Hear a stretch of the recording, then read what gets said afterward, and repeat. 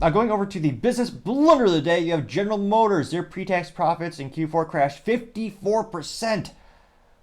Almost as bad as the crashes from their Cruise section of the company with the automatic cars that have been running people over in California. Pun sadly intended. Now, this is thanks to writer over the Detroit Free Press by the name of Jamie L. Lario. And they noted that General Motors earlier this week reported a fourth quarter pre-tax profit slumping down 54% to 1.8 billion. For the full year in 2023, pre-tax profits dropped more than 14% to 12.4 billion compared to 14.5 billion in 2022. GM revenue for the quarter was about flat at 42.9 billion, but for the full year, it soared 10% to 171.8 billion. They know that the continued demand for GM's high-profit full-size pickups and SUVs drove the gains, but the 6-week stand-up strike by the United Auto Workers Union in the fourth quarter cost GM $900 million before taxes in the fourth quarter and $1.1 billion for the year. GM lost 95,000 vehicles units of production because of the strike. Now, they also noted that there's been a decrease in the interest in electric vehicles, as GM has been increasing their production rates more and more and more.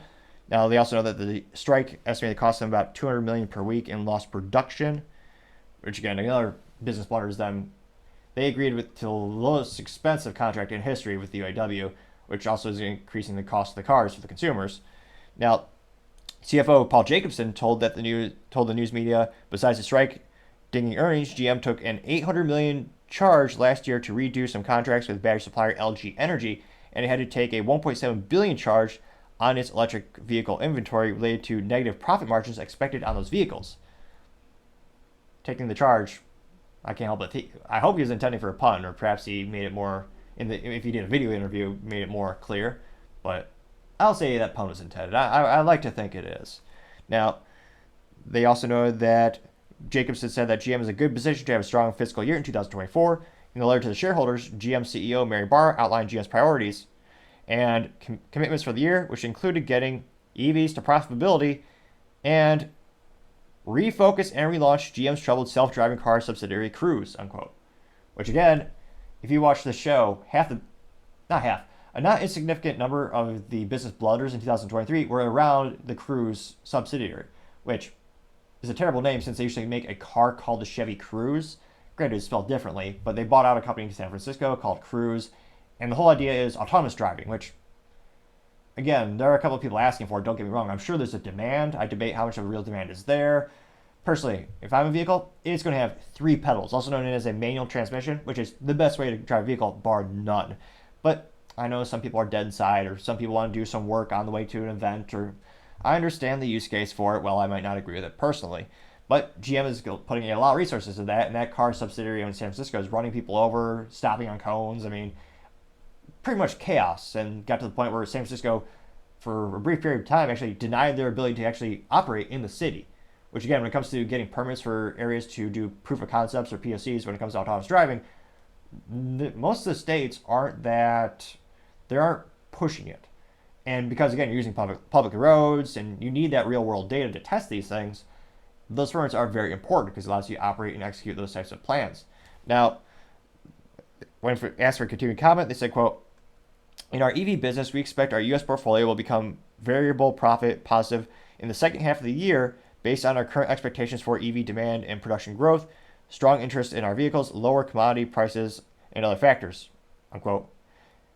That's according to Mary Barra. She also said, quote, "At Cruise, we are committed to earning back the trust of regulators as well as the public through our commitments with our actions.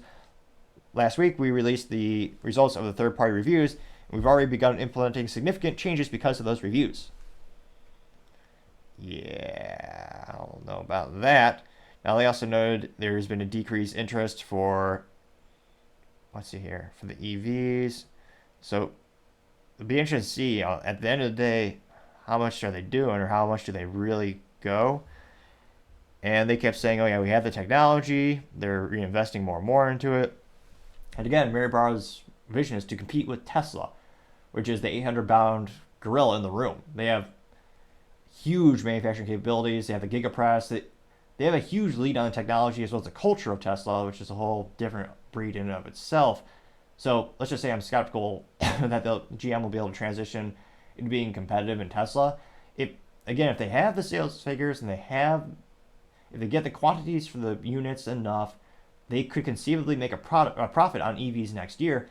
That's also, you also are banking on the same demand being there for EVs in 2024 this year. So, and again, with so much economic uncertainty, you look at the biggest growing area in terms of automotive sales, one of the biggest interests in the United States is hybrid technologies or hybrid vehicles. We've had technology for years, and that's one of the biggest adoption rates that people are looking at. Now, personally, I like my vehicle to not be disposable, so I like to have a good old internal combustion engine, so when the battery goes kaput, it's not like a bad smartphone. But nevertheless, many people are wanting the hybrids. So GM's all in on the EVs. They claim maybe they'll make some hybrids, so it'll be interesting to see if they try to pivot in any way.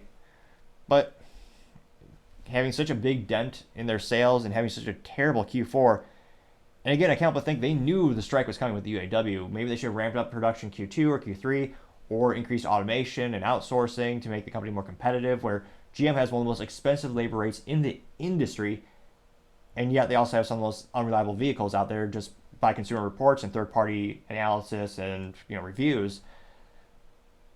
Yeah, I can't but think all their Q4, their sales, their culture, like there's potential, don't get me wrong, but that is still the business blunder of the day. Thank you everyone for taking the time to tune in today. Again, I'm trying to get to 4,000 subscribers by the end of February, so click that button. I greatly appreciate it. Also, leaving a thumbs up or thumbs down or comment is a great way to give me some additional feedback, letting me know how I can make the show better and better.